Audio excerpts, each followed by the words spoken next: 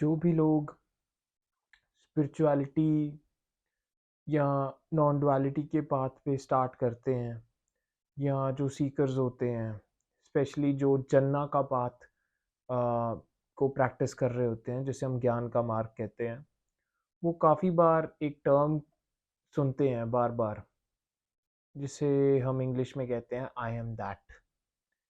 या अगर मैं संस्कृत में कहूँ तो इसे कहते हैं अहम ब्रह्मास्मि।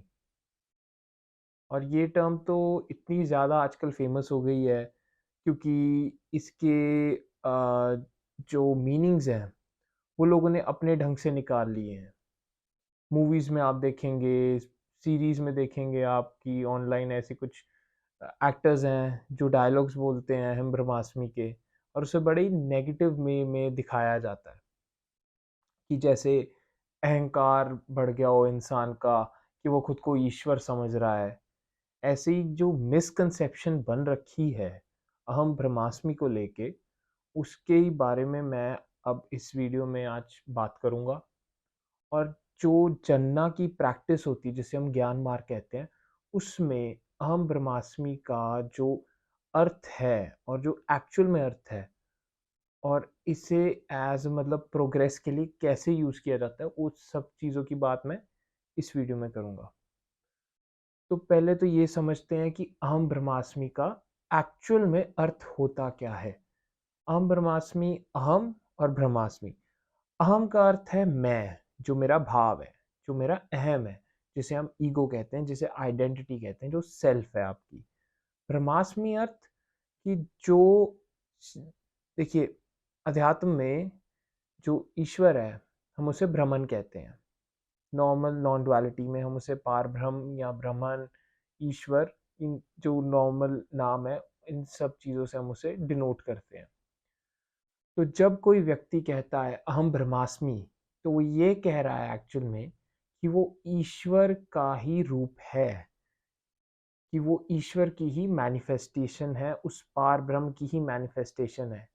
जब कोई ये कह रहा है हम ब्रह्मास्मि, तो वो खुद को एज अ बॉडी या एज अ कोई सेपरेट सेल्फ या कोई आइडेंटिटी नहीं देख रहा है। वो खुद की जो उसकी रियल, जो उसका नेचर है, जो उसकी ट्रू सेल्फ है, वो उसके बारे में बता रहा होता है। और अगर कोई व्यक्ति ऐसा कहता है कि एक डायलॉग आता है ना बहुत फेमस, कि कभी कभी तो ऐसा लगता है कि अपुन ही भगवान है, तो वो एक हिसाब से वो जो डायलॉग है वो गलत नहीं है। सिर्फ अपुन ही नहीं भगवान है। इस संसार में, इस सारी सृष्टि में सिर्फ भगवान ही है, सिर्फ ईश्वर ही है। तो अगर कोई कह रहा है कि अहम ब्रह्मास्मि, तो वो एक्चुअल में कहना चाह रहा है कि इंक्लूडिंग माई सेल्फ, ये सारी सृष्टि is a manifestation of the supreme, of the absolute ब्रह्मन, जिसे उपनिषदों में पार ब्रह्म भी कहा जाता है, ब्रह्मन कहा जाता है, ईश्वर कहा जाता है, शिवा कहा जाता है, महेश्वरा कहा जाता है, बहुत सारे नाम हैं। नाम इसलिए इतने सारे हैं क्योंकि जिसकी बात हो रही है वो खुद अनाम है, उसका कोई नाम नहीं है। इसीलिए जो हमारी कॉन्सेप्शन बन रखी है इन सारी चीज़ों के रिगार्डिंग, उसे थोड़ा क्लैरिफाई करने की ज़रूरत है।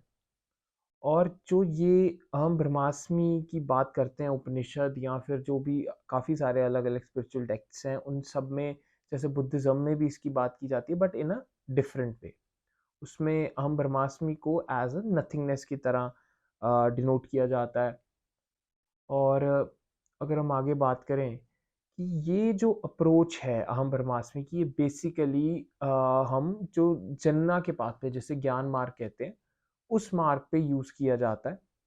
और इसमें भी जन्ना के भी जो मार्ग हैं, मतलब इट टेक्स एफर्ट, काफ़ी ज़्यादा मेहनत का काम है, क्योंकि आपको आइडेंटिफिकेशंस के बियॉन्ड जाना होता है, आपको अपनी बॉडी के बियॉन्ड जाना होता है, कंडीशनिंग्स के बियॉन्ड जाना होता है, आपको एक हिसाब से अपने माइंड को भी डिसिप्लिन करना होता है, और भी काफ़ी सारी प्रैक्टिसेस होती हैं इसमें। आपको उसमें उपनिषद पढ़ने पड़ेंगे, आपको श्रुतियाँ जो हैं, हमारे काफ़ी सारे स्क्रिप्चर्स हैं, वो सब पढ़ने होंगे, उन्हें उनको एक्चुअल में अंडरस्टैंड करना होगा। और उस सब के बाद अंडरस्टैंडिंग के बाद आपने जो पढ़ा है उस चीज़ को प्रैक्टिस में लेके आना होगा, वो सबसे डिफ़िकल्ट पार्ट होता है। तो जन्ना के पाथ पे अगर ट्रेडिशनल अप्रोच से आप जाते हैं, तो वो खुद में ही काफ़ी लंबा पाथ है क्योंकि हम काफ़ी सारे एक हिसाब से घूम के जा रहे होते हैं, कि हम पहले माइंड को बियॉन्ड जाएँगे, फिर हम स्क्रिप्चर्स को पढ़ेंगे, उसे डिसिप्लिन करेंगे, बहुत सारी चीज़ें। ये तो होगी जो ट्रेडिशनल जन्ना की अप्रोच है। अब इसकी जन्ना में ही, ज्ञान के मार्ग में ही एक और अप्रोच आती है, जिसे हम कहते हैं द डायरेक्ट अप्रोच या द डायरेक्ट पाथ। और डायरेक्ट पाथ में हम इतनी सारी चीज़ें नहीं कर रहे हैं कि ऐसे करना है, उसमें सिंपली जो आपका है, जो आपका रियल नेचर है, आपको उसी में ही अबाइड करना होता है।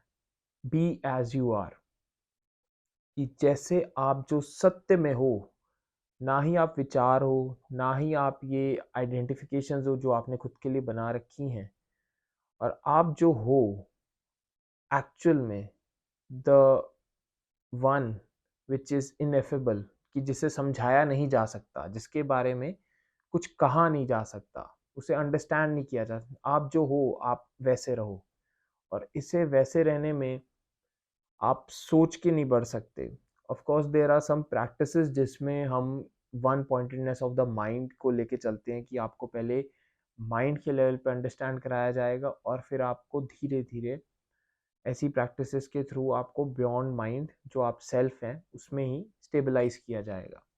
तो ये जो पाथ होता है डायरेक्ट पाथ, इसमें स्टेबिलिटी लाई जाती है। इसमें हम स्टार्टिंग में ही ऐसा चलते हैं कह के कि अहम ब्रह्मास्मि, कि मैं ईश्वर का ही, इस सारी जो सृष्टि है वो सारी ईश्वर का ही रूप है, और मैं उसी ईश्वर का मैं भी रूप हूँ। ये हमारा फर्स्ट कोर्स ऑफ एक्शन होता है। जो ट्रेडिशनल जन्ना अप्रोच है उसमें ये नहीं होता है। उसमें हम पहले जो हमारे माइंड और जो प्रैक्टिसेस होती हैं नेति-नेति की, या जो हमने नॉन डुअल जो हमारे स्क्रिप्चर्स होते हैं उन्हें पढ़ना होता है, वो सारी चीज़ें पहले आती हैं। लेकिन डायरेक्ट पाथ में सबसे पहले हम पहले ही ये कह देते कि आई एम दैट। इसीलिए कुछ जो बुक्स हैं, जैसे मेरे पास एक है ये निसर्गदत्त महाराज की, इसका टाइटल ही उन्होंने रखा है आई एम दैट। जैसे हम संस्कृत में अहम ब्रह्मास्मि कहते हैं, वो शुरू में ही आपको कोर बता रहे हैं, कि स्टार्टिंग में ही बता दिया है कि एक्चुअल में कोर क्या है, जिसके लिए इतनी सारी भागदौड़ हो रही है, इतनी सारी स्पिरिचुअल प्रैक्टिसेस की जा रही हैं, योगा किया जा रहा है, ये सारी चीज़ें। तो अगर जो भी जन्ना के पाथ पे हैं, मे बी वो शायद समझ सकते हैं, क्योंकि मैं अज़्यूम कर रहा हूँ कि उन्होंने उपनिषद पढ़े होंगे, श्रुतियाँ पढ़ी होंगी, और काफ़ी सारी उन्होंने ज्ञान एकत्रित किया होगा। बट सारी बात जो आती है, अंत में वो आती है आपकी स्टेबिलिटी, कि आपकी जो ट्रू नेचर है, आप उसमें कितनी स्टेबिलिटी हुई है। और हम इसमें क्या करते हैं, डायरेक्ट पाथ में हम जैसे हमने स्टार्ट कर लिया कि मैं ईश्वर का रूप हूँ, उसके बाद फिर उस जो विचार है, उस थॉट को हम इन प्रैक्टिस में लेके आते हैं। स्टार्टिंग में कोई भी पाथ से आप जाएँ, स्पेशली जो भक्ति या जन्ना के पा मार्ग होते हैं, उन दोनों पाथ्स में हम माइंड का उपयोग करते हैं। किसी पाथ में थोड़ा कम, किसी पाथ में थोड़ा ज़्यादा। तो जैसे-जैसे ये हमारा one pointedness of the mind achieve होती है, फिर हम माइंड को भी उसी हमारे जो सोर्स है, जो कि हमारी सेल्फ है, हम उसी में ही डिसॉल्व धीरे-धीरे उसमें ही कर देते हैं। और ऐसा तो है नहीं कि हम यहाँ खुद करते हैं, ये भी ईश्वर की ग्रेस से ही, कृपा से ही होता है। इसमें बट एक चीज़ है कि अगर आप लिटरली डेली हर मोमेंट आप इसी उस स्टेबल उस सेल्फ में ही चल रहे हैं, कि मान लीजिए आपको विचार आ भी रहा है, या आपको कोई फीलिंग्स आ रही हैं, तो आप ये भी जानते हैं कि I am not those thoughts, I am not those feelings, या जो भी परसेप्शन सेंसेस की चल रही हैं, जो भी सेंसेस की, कि that what I am is beyond senses. ये एक स्टार्टिंग अप्रोच होती है। इसीलिए हम विटनेसिंग की प्रैक्टिसेस कराते हैं, ऑब्जर्वेशन की कराते हैं, बॉडी ऑब्जर्वेशन की, one pointedness of the mind की, और जो मेडिटेशंस भी है, जिसमें कहा जाता है कि be aware of what you are, कि जो आपकी अवेयरनेस है आप उसके सोर्स पे जाइए। और इसी के बात की दूसरी एक अप्रोच आती है, वो होती है सेल्फ इंक्वायरी, कि जिसमें हम जो थॉट कोई विचार आ रहा है, उसके हम बिल्कुल रूट पे चले जाते हैं, कि हम कंटेम्पलेट करते हैं, इंक्वायर करते हैं कि वो विचार आया कहाँ से? कि जो और फिर अगर थोड़ी आप एडवांस इसी में ही चलते जाएँगे तो फिर ये क्वेश्चन आएगा कि ये जो अहम है, जिसे मैं कहता हूँ, ये जो अहम का भाव है, ये कहाँ से आ रहा है? हम इसे फिर ट्रेस बैक करते हुए जाते हैं, पहुँचते दोनों पाथ्स में वहीं पे ही हैं। बात एक ही है, जो अप्रोच है बस टेक्निक्स की वो थोड़ी अलग है। एक पे सेल्फ इंक्वायरी कर रहे हैं, जिसमें हम पीछे जा रहे हैं जो महर्षि रमन बेसिकली समझाते हैं सेल्फ इंक्वायरी का पाथ। और जो दूसरा पाथ है डायरेक्ट अप्रोच, उसमें हम कह रहे हैं कि वी आर ऑलरेडी दैट, कि जो इंक्वायरी करेगा वो भी वही है, जो विचार देख रहा है वो भी वही है, जो ये सारे एक्शन कर रहा है वो भी वही है, कि I am Brahman, I am the absolute. इसीलिए अगर एक रियलिस्टिक वे में कहा जाता है कि एक्चुअल में कि कोई इनलाइटनमेंट कुछ है नहीं, आप जिसे ढूंढ रहे हो आप ऑलरेडी वो हो। तो ये सारी जो कंसेप्शन है अवेकनिंग की, इनलाइटनमेंट की, from the point of view of the absolute, it's nothing. जो तुम खोज रहे हो वो तुम ऑलरेडी हो। नॉर्मली सीकर्स को इतना सारी कन्फ्यूजन हो रखी होती है कि उन्हें काफ़ी सारे ग्रंथ पढ़े होते हैं, नॉलेज गेन की होती है कि ऐसा होगा एनलाइटनमेंट के बाद, ऐसा होगा। एनलाइटनमेंट कुछ जिसे आप समझते हैं अवेकनिंग कुछ एक्स्ट्रा ऑर्डिनरी नहीं है, it's the most ordinary thing. इसलिए शायद लोग उसे एक्स्ट्रा एक्स्ट्रा ऑर्डिनरी कहते हैं। ऑर्डिनरी इसलिए क्योंकि यहाँ पे आप कौन सा कुछ नई चीज़ कोई अचीव कर रहे हो। आप जो हो आप उसी को ही रियलाइज़ कर रहे हो कि जो मैं हूँ। होता क्या है कि हम जो नहीं हैं मतलब अपने विचार, अपना जो हमारा सेंस ऑफ आई होता है जो मैं, हम उससे इतनी ज़्यादा अटेंशन दे देते हैं कि हम उसे रियल समझने लगते हैं। बट वहीं ये जो सारी सेंसेस होती हैं हमारी ईगो की, हमारे विचारों की, ये सारी जो हमारे जितने भी आइडेंटिफिकेशंस हैं, जैसे कोई व्यक्ति मान लीजिए कोई व्यक्ति डीप स्लीप में चला गया, गहरी नींद में चला गया, तो उसकी ये जो सारी आइडेंटिफिकेशंस होती हैं वो सारी एक हिसाब से कोलैप्स बैक कर जाती हैं सेल्फ में। डीप स्लीप में भी इंसान को ये अवेयरनेस होती है कि द अवेयरनेस ऑफ एब्सेंस, एक हिसाब से कि उसे ये तो पता होता है कि कुछ नहीं हुआ, कुछ नहीं हुआ क्योंकि कुछ नहीं है। इसीलिए कुछ रिलीजन्स हैं जैसे बुद्धिज्म, उसमें सेल्फ को नथिंगनेस भी कहते हैं, that what you are is completely no thing. Nothing नहीं, इट्स नो थिंग, मतलब कि जिससे आप हर हमारा माइंड इस हिसाब से ट्रेंड होता है, इस हिसाब से प्रोग्राम्ड होता है कि हम किसी भी चीज़ को समझते हैं तो हम उसे एज अ टैंजिबल और इनटैंजिबल कहते हैं कि इट्स अ थिंग। बट जो चीज़ है ही नहीं, जहाँ से माइंड खुद आ रहा है, माइंड का सोर्स हमारा आत्मन है, जिसे हम सेल्फ कहते हैं।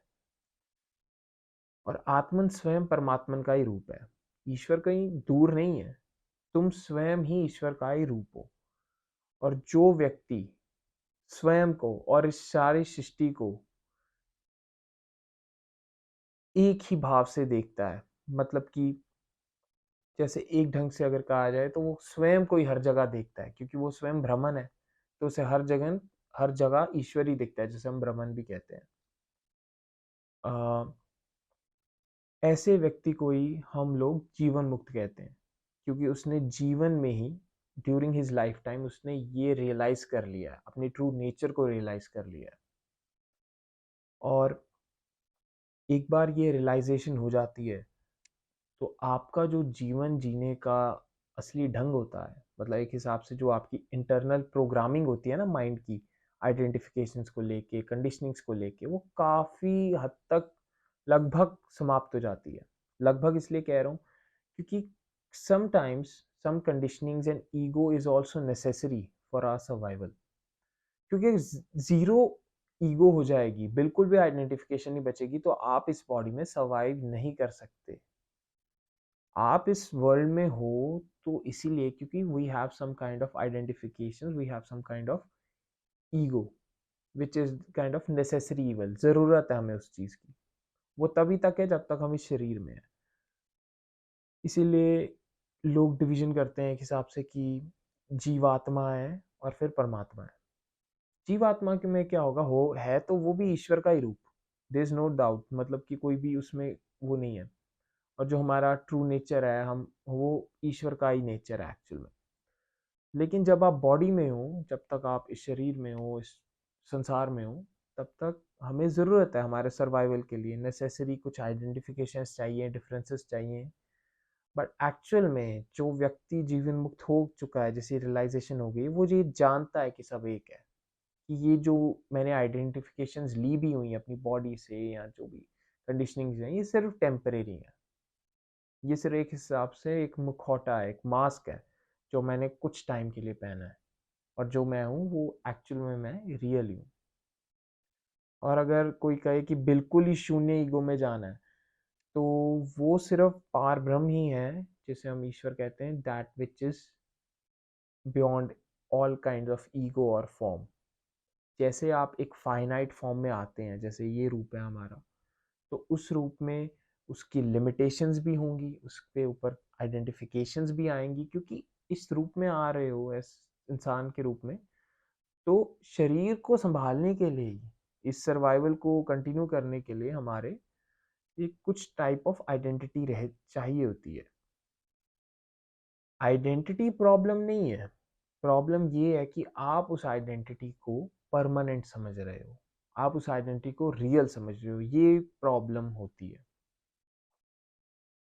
और उन लोगों के लिए मैं एक बात कहूँगा जो समझते हैं कि अवेकनिंग के बाद या एनलाइटनमेंट के बाद इंसान कुछ एक्स्ट्रा ऑर्डिनरी हो जाता है, कुछ शक्तियाँ आ जाती हैं, या फिर पता नहीं उसे क्या क्या एक्सपीरियंसेस होते हैं, तो ये सारी चीज़ें, ये सिर्फ बातें हैं जो, इन्हें आप छोड़ दीजिए, इनका कोई अर्थ नहीं है।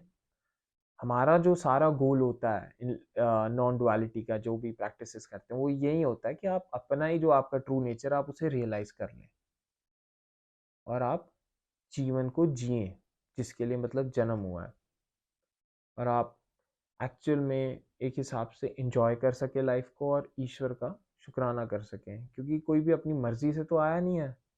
अगर आप आए हो और आपकी मान लीजिए मुक्ति हो भी गई है, और जिसकी मुक्ति होगी उसने तो ऐसा सवाल करना ही नहीं है। Most of the best thing about awakening और रियलाइजेशन इज कि लोगों के जो क्वेश्चंस होते हैं ना, वो शांत हो जाते हैं। जैसे कोई सीकर होता है, उसके सवाल बहुत होते हैं शुरू में, बहुत सारे सवाल पूछता है कि ये कैसे होगा, कॉन्सेप्चुलाइजेशंस बहुत है, प्रैक्टिस नहीं होती, ध्यान नहीं होता।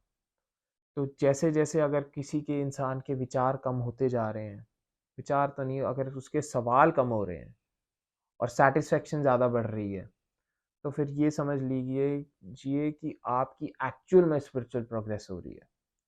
स्पिरिचुअल प्रोग्रेस ज्ञान इकट्ठा करने से नहीं होती। आप जो हो, जो ट्रू सेल्फ, उसमें स्टेबिलिटी ला के, वो विजडम से आपकी एक्चुअल स्पिरिचुअल प्रोग्रेस होती है। मैंने अगर अपनी बात करूं, तो मैंने उपनिषद नहीं पढ़े थे, मैंने अवेकनिंग के बाद ही पढ़ने शुरू किए। और जब मैंने पढ़े तो मुझे उसमें कुछ इतना खास नहीं लगा, क्योंकि मुझे ऑलरेडी वो चीज़ पता थी जो उसमें लिखी है, जो उसका मेन चीज़ है कि that I am already that. तो एक बार अगर रियलाइजेशन हो जाती है, तो काफ़ी बार ऐसा लगता है कि पता नहीं बुक पढ़नी चाहिए नहीं पढ़नी चाहिए, एक ही जैसी बातें होती हैं, जो क्योंकि जो ट्रूथ है वो तो चेंज नहीं हो रहा है। आप कोई भी स्क्रिप्चर उठा के पढ़ लो, आप रिपु गीता पढ़ लो, आप अष्टवक्र की गीता पढ़ लो, आप निसार के दत्त महाराज की बुक्स पढ़ लो, आप रमन महर्षि की बुक्स पढ़ लो, कोई भी बुक्स पढ़ लो, किसी भी कोई भी एनलाइटन मास्टर की, वो घूम फिर के एक ही सच पे आएंगे, क्योंकि सच एक ही है। चाहे वो फिर आज के कोई स्पिरिचुअल मास्टर हो या 1000 साल पहले कोई आदि शंकराचार्य हो, सत्य तो वही है, वो तो बदलने नहीं वाला। इसलिए मैं यही कहूँगा कि अगर आप ज्ञान इकट्ठा भी कर रहे हैं, वो भी ज़रूरत है, बट ज्ञान को अपना मास्टर ना बनाए। आप जो हैं उसमें स्टेबिलिटी लेके आए, और ज्ञान कम करें और ध्यान थोड़ा ज़्यादा लाएं। ध्यान हम जो करते हैं मेडिटेशन, उसका गोल क्या है? उसका गोल ये नहीं है कि आपको कोई एक्सपीरियंस दिलाना है, कि आपको कोई आपके कोई कोई तरह से आपका विवेक बढ़ाना है, उसका सारा अर्थ जो सारा उसका जो गोल होता है ध्यान का कि आप जो हो, आपको उसमें बस स्टेबलाइज़ करना है। क्योंकि जब से इंसान पैदा होता है, उसके विचार, उसकी आइडेंटिफ़िकेशन, उसके सोशल वैल्यूज़, कल्चरल वैल्यूज़, कितनी सारी चीज़ें उस पे थोप दी जाती हैं और फिर उन्हीं के हिसाब से वो एक्ट करना शुरू कर देता है। जो ये सारे मेडिटेशंस कराते हैं, कोई भी मेडिटेशन अगर आप कर भी रहे हो, सिंपल ध्यान भी कर रहे हो, कुछ नहीं आप बैठे हो आराम से, अपनी ब्रेथ को अ, आप फ़ोकस कर रहे हो या फिर आप थोड़े टाइम बिना ब्रेथ को अपने उसे अटेंशन लेके आ रहे हो, तो सारा उसका गोल क्या है? ये तो है नहीं कि हम आपको साँसें गिनवा रहे हैं आपकी, उसका सारा गोल ये है कि आपका जो ट्रू नेचर है, आपका जो रियल आत्मन है, आप उसमें स्टेबलाइज़ हो सकें। और ये चाहे आप डायरेक्ट अप्रोच से जाएँ या जन्ना के मार्ग से जाएँ, पेशेंस चाहिए, क्योंकि स्टेबिलिटी है, कितने सालों की कंडीशनिंग्स हैं, हज़ारों मतलब सिर्फ़ आप इस जन्म की मत कीजिए ना, आप पूरी एवोल्यूशनरी कंडीशनिंग्स भी देखिए बॉडी के ऊपर, माइंड के ऊपर, सोशल कंडीशनिंग्स। तो इतनी सारी जो चीज़ें हैं, उन सबको हटने में समय लगता है। तो इसलिए अगर आप ये पार्ट ट्राई कर भी रहे हैं डायरेक्ट अप्रोच, तो आप इस बात में पेशेंस रखें।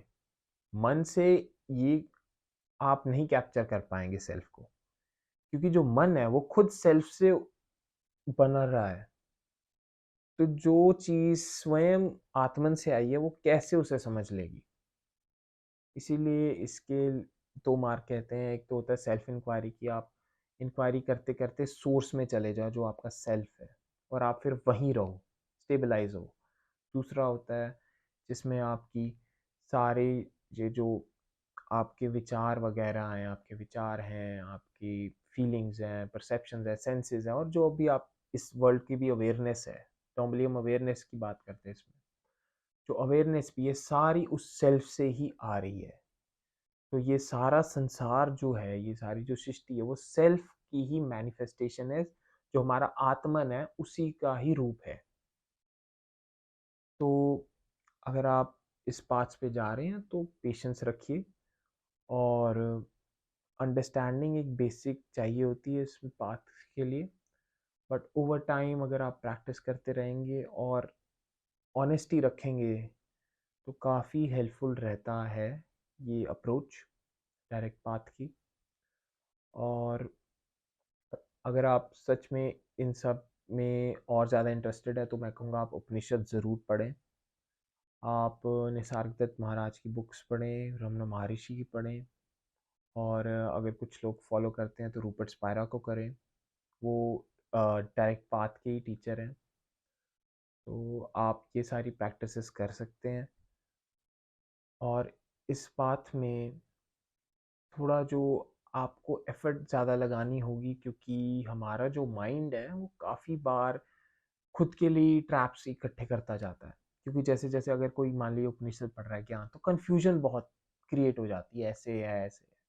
तो कन्फ्यूज़ मत होइए। आप जो एक्चुअल में सेल्फ है, आप उसमें स्टेबलाइज़ हों, कोशिश करें, ध्यान की कोशिश करें। और जैसे-जैसे इस पाथ में हम प्रेयर का भी यूज़ करते हैं। प्रेयर इसलिए कि हमारी जो आत्मन है, जो सेल्फ है, वो हमें गाइड कर सके। क्योंकि at the end of the day हमारा जो रियल गुरु है, वो हमारा आत्मन ही है। तो वही हमें गाइड करेगा। असली गाइडेंस वहीं से ही आएगी। जो हमारे एक्सटर्नल हम किसी मास्टर के पास जाते हैं, गुरु के पास जाते हैं, तो वो he is just a reflection of ourselves. वो हमें हम तक ही पहुँचाने की मदद कर रहा होता है। तो अगर आप इस बात पे हो तो मैं यही कहूँगा कि आप साथ में ध्यान वगैरह ये जो सारी टेक्निक्स हैं, नेति-नेति की हो गई या जो डायरेक्ट पाथ की है वो, या सेल्फ इंक्वायरी जो भी कर रहे हैं, इन सब के साथ आप गाइडेंस के लिए सेल्फ से, आत्मन से, परमात्मन से, जो भी आपको नाम देना है, आप ज़रूर प्रेयर करें, क्योंकि at the end of the day वही है, ईश्वर ही है जो आपको स्वयं तक पहुँचा सकता है या ईश्वर ही खुद को खुद तक पहुँचा सकता है।